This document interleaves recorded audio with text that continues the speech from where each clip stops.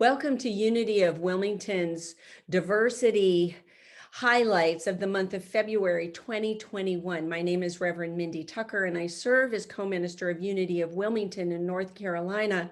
As a spiritual movement, Unity honors all the paths to God, especially the one that you are on, because we believe that all people are created with sacred worth.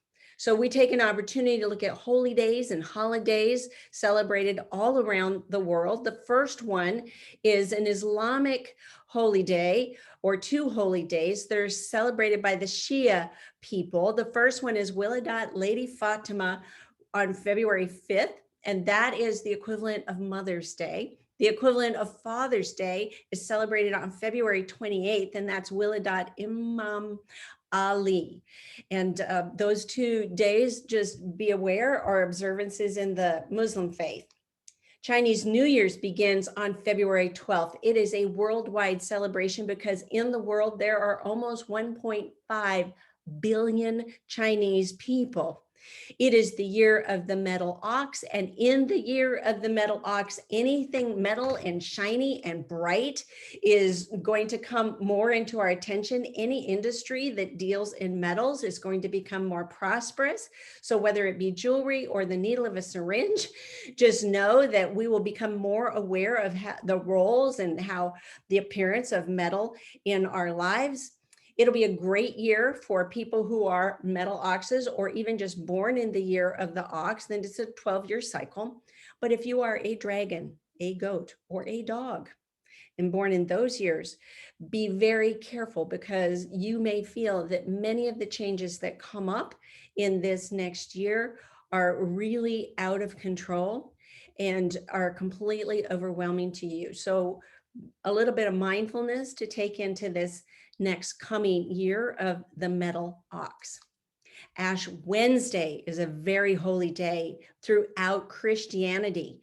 In the Roman Catholic and Catholic traditions, it is marked by a special diet, Stations of the Cross every Friday, and other holy activities all the way through to Easter Sunday. In other Christian traditions, it is still a time where abstinence or giving up something is looked at as mirroring Jesus' 40 days in the wilderness before he came into his full ministry.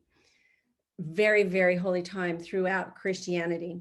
Purim is a Jewish holiday. It is a time that celebrates the culture and the religiosity of the Jewish people. The story of Queen Esther is retold by both adults and children. There's a lot of audience participation. The audience members are given noisemakers. So when the bad guy's name is spoken, they all anyway, it's truly a celebration of Jewish culture and their religious strength. Ayemaha is the time of intercalary days in the Baha'i calendar. So in the Western calendar, every 4 years we have leap year, but every year in the Baha'i calendar that we have Ayemaha, and it's that time between February 26th and March 1st that they have a special observances, special prayers, special food, special songs. It's a time of regenerations to get ready for the new year, the coming year. In the United States, we celebrate some wonderful birthdays. Poet Langston Hughes was born in the month of February. He has many incredibly powerful poems, but one of his quotes that I think of from time to time is, yes, man, and I'm paraphrasing, it is up to man to build the world that he lives in, but he must start with himself first. And I believe that every kind of transformation begins within me, within you, for your transformation. Two American writers, Gertrude Stein and Laura Ingalls Wilder, both born in the 1800s, were born in the month of February. One of the things I liked about Gertrude Stein, she would say, it's not the answer that's most important, it's the question. And then Laura Ingalls Wilder wrote her Little House on the Prairie series. She didn't get it published until she was in her 60s. So don't ever let age be an excuse for you not doing something, because she is just one more case in point of a woman who some people would consider old, and especially in 1933, she would have been considered old, started a whole new career. And what wonderful gifts she brought to the culture, the American culture. Rosa Parks, sometimes considered the mother of freedom in the United States, was born in the month of February. She's the one in Montgomery, Alabama, who would not give up her seat on the bus and moved to a section for colored people. And here she's pictured with Martin Luther King Jr. And finally, the birthday to celebrate is Thomas Edison. Thank you, Thomas Edison, for the light bulb and for the phonograph, which, you know, when I was growing up was the way we listened to music, if it wasn't on the radio, or if it wasn't live. But all these to celebrate in the month of February. Also, National Children's Dental Health Month. Good habits start young. It is National Bird Feeding Month, and that's a hobby that we can do in quarantine and the pandemic. We can do it from our home. All we need to do is get some bird seed and a bird book. And if your bird feeder isn't too far away, you might not even need binoculars. And finally, it's Black History Month.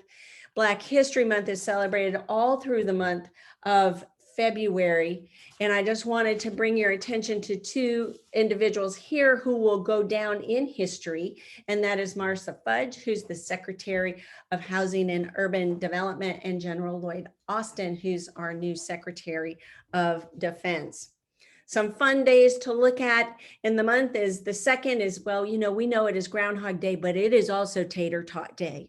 Tater tots. I love tater tots. The 7th is Periodic Table Day.